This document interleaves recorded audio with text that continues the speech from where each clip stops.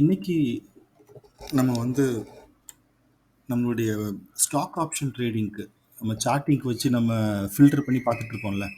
So அப்படி filter பண்ணி பார்க்கும்போது அந்த ஸ்கிரிப்டை நான் ஃபைனலைஸ் யூஸ் பண்ணும்போது எனக்கு ஒரு ஸ்டாக் வந்து ரெடாரில் விழுந்திருக்கு. நம்ம அது என்ன ஸ்டாக்னு பார்ப்போம்.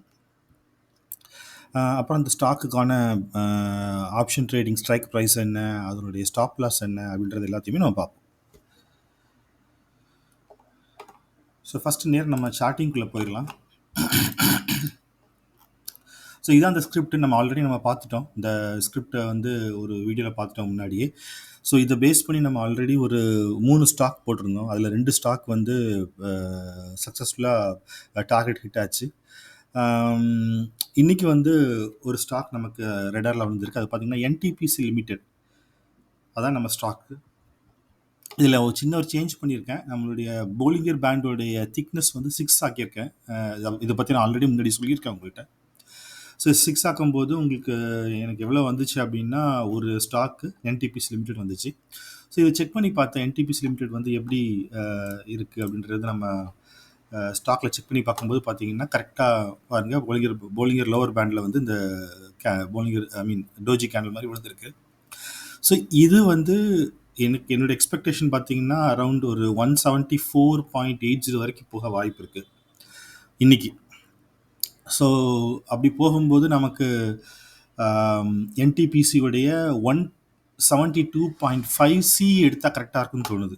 ஸோ இங்கேருந்து மேலே போச்சுன்னு வச்சுக்கோங்களேன், it will go up to 174.80, 174ன்னு வச்சுக்கோமே. ஸோ ஒரு 3 பாயிண்ட் இல்லை 4 பாயிண்ட் போகும்.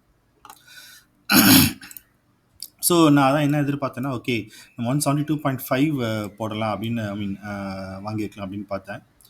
ஸோ இது வந்து இப்போ பார்த்தீங்கன்னா ₹1.30 இருக்குது. ஸோ ₹1.30 இருக்குது. ஆல்ரெடி கொஞ்சம் வால்யூம் வாங்கியிருக்காங்க. 4.68 மில்லியன் வால்யூம்ஸ் வந்து வாங்கியிருக்காங்க.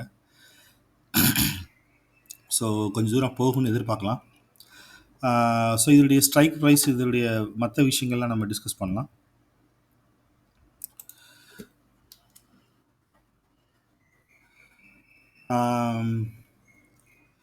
இப்போ என்டிபிசி 172.5 இதாங்க ஸ்ட்ரைக் ப்ரைஸு. இதை தவிர வேறு எந்த ஸ்ட்ரைக் ப்ரைஸும் வாங்கிடாதீங்க. 172.5 தான் பெஸ்ட்டு ஸ்ட்ரைக் ப்ரைஸு. 1.30 இருக்குது இப்போது. டார்கெட் பார்த்தீங்கன்னா ஓகே, டார்கெட் 1 வந்து 1.50, டார்கெட் 2 வந்து 1.80. இப்போது இது வந்து 20 பைசே ப்ராஃபிட்னு வச்சுக்கோங்களேன். உங்களுக்கு ₹1141 வரும்னு நினைக்கிறேன் இதனுடைய ப்ராஃபிட் உங்களுக்கு. இது வந்து என்னென்னா ரொம்ப கொஞ்சம் கன்ஃபார்மாக இல்லை, பயமாக இருக்குன்னா நீங்கள் இந்த ஃபஸ்ட் டார்கெட்லேயே வெளியே வந்துடலாம். ஒரு ₹1000, 1141 அப்படி சம்திங் லைக் தட், ஒரு ₹1100 நினைக்கிறேன் உங்களுக்கு ப்ராஃபிட் கிடைக்கும்.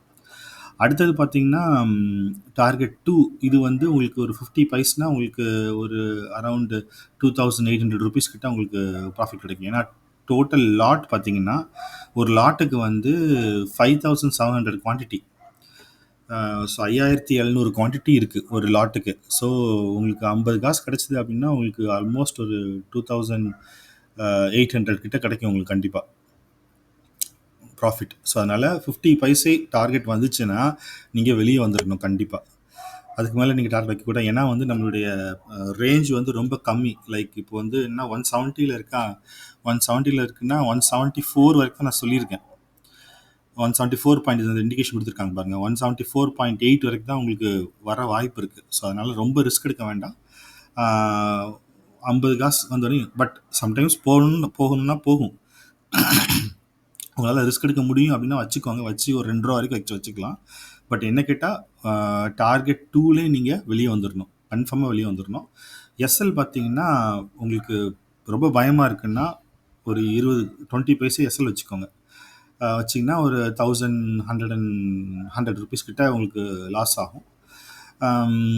இல்லை ₹1 வச்சுக்கலாம், ₹1 வரைக்கும் வச்சுக்கலாம். அதுக்கு மேலே நீங்கள் கீழே போக வேண்டாம். ₹1 உங்களுக்கு ₹1700 உங்களுக்கு லாஸ் வந்துடும். ஸோ ₹1 கீழே போக வேண்டாம். ஸோ ஸ்டாப் லாஸ் வைக்காமல் நீங்கள் ட்ரேட் பண்ணக்கூடாது. இந்த ஸ்டாக்கை பொறுத்த வரைக்கும் ட்ரை பண்ணுங்கள். நீங்கள் கொஞ்சம் அனலைஸ் பண்ணுங்கள், உங்களுடைய டெக்னிக்கல் அனாலிசிஸ் வச்சு பாருங்கள். வச்சு பார்த்துட்டு நீங்கள் வந்து